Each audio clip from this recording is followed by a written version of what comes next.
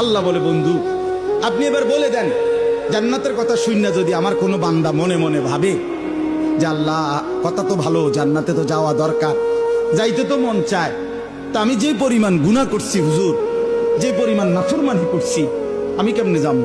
আমার তো গুনাহ অনেক বেশি। তা আল্লাহ বলেন, নাব্বি ইবাদি আন্নী আনাল গফুরুর রহিম। বন্ধু বলে দেন, বান্দা গুনাহ যত বেশি হোক কোনো অসুবিধা নাই, আমি আল্লাহ গফুর রহিম, আমি চূড়ান্ত ক্ষমাশীল, আমি চূড়ান্ত দয়াবান। আসমান পর্যন্ত যদি গুনাহ পৌঁছে যায়, কসম আল্লাহর আমি ওয়াদা দিলাম মাফ করে দেব।